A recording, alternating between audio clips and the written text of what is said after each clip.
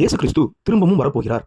அவர் வரும்போது நாமும் அவரோடு கூட பரலோகத்தில் செல்ல வேண்டும் என்றால் என்ன செய்ய வேண்டும் என்பதைத்தான் பார்க்க போகிறோம். நோவாவின் காலத்தில் எப்படி நடந்ததோ அப்படியே இயேசு கிறிஸ்து திரும்பவும் வரும்போது நடக்கும் என்று எழுதப்பட்டிருக்கிறது. நோவாவை ஏன் கடவுள் தெரிந்து கொண்டார்? நோவா அவர் வாழ்ந்த காலத்தில் மக்கள் மிகவும் மோசமாக இருந்த பொழுதும் அவர் நல்ல மனிதனாக இருந்தார். அவர் நீதிமானும் உத்தமனுமாய் இருந்தார் என்று வேத புத்தகம் நமக்கு தெளிவுபடுத்தி இருக்கிறது. அவர் அநேகரிடம் கடவுளை நம்புங்கள் என்று பிரசங்கித்து வந்தார். யாரும் அவரை நம்பவில்லை. கடவுள் 40 நாட்களில் நான் இந்த பூமியை அழிக்கப் போகிறேன், ஒரு பேழையை உண்டு பண்ணு என்று சொன்னார். பேழை என்பது கப்பல் போன்ற ஒரு பெரிய படகை குறிக்கிறது. நோவா கப்பலை கட்ட ஆரம்பிக்கும் போது எல்லோரும் அவரை கிண்டல் பண்ணி சிரித்தனர். யாரும் அவரை நம்பவில்லை. நோவா மாத்திரமல்லாமல் அவர் குடும்பமும் சேர்ந்து அந்த கப்பல் கட்டும் பணியில் ஈடுபட்டனர். நோவா பெரிய பணக்காரராக இருந்தும் பண ஆசை இல்லாதவராக இருந்தார். நோவாவுக்கு 500 வயதில் குழந்தை பிறந்தது. இருந்தாலும் அவர் ஒரு நாளும் அதை குறித்து கடவுளிடம் எதிர்த்து பேசவில்லை. நோவா கப்பல் கட்ட கிட்டத்தட்ட 100க்கும் அதிகமான வருடங்கள் ஆனது.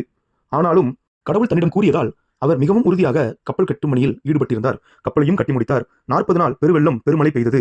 கடவுளை நம்பாத யாரும் அந்த வெள்ளத்திற்கும் மழைக்கும் தப்பவில்லை.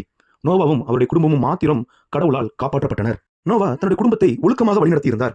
அதனால்தான் அவரால் 100க்கும் அதிகமான வருடங்கள் கப்பல் செய்ய முடிந்தது. 500 வயதில் நோவாவுக்கு குழந்தை பிறக்க காரணம் என்னவென்றால், ஒருவேளை 30 வயதில் குழந்தை பிறக்க ஆரம்பித்திருந்தால் ஒரு கிராமத்திற்கே கப்பல் செய்ய வேண்டிய நிலைமை ஏற்பட்டிருக்கும். கப்பல் ஒரு மலையில் போய் தங்கியது. கப்பலிலிருந்து வெளியே வந்த நோவாவும் அவருடைய குடும்பத்தினரும் கடவுளுக்கு நன்றி செலுத்தினர். கடவுளுக்கு நோவா பலி செலுத்தினார். கடவுள் நோவாவோடு உடன்படிக்கை செய்து கொண்டார்.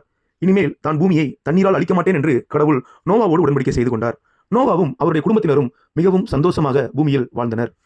நோவா கடவுளுக்கு பலி செலுத்தினார். இயேசு கிறிஸ்து நமக்காக பலியாயிருக்கிறார். நாம் தினமும் இயேசுவே உம்முடைய இரத்தத்தினால் என்னுடைய பாவங்களை கழுவி பரிசுத்தப்படுத்தும் என்று தினமும் இயேசு கிறிஸ்துவின் பலியை நினைவு கூறுவோமா? இயேசு கிறிஸ்துவின் இரத்தத்தினால் கழுவப்படாவிட்டால் நாம் பரலோகம் செல்ல முடியாது. இதை கேட்டுக்கொண்டிருக்கிற அன்பானவர்களே, நோவா எப்படி கப்பலினால் காப்பாற்றப்பட்டார், அதே போல இயேசு கிறிஸ்துவாகிய கப்பல் மூலமாக நாமும் காக்கப்படுவோம்.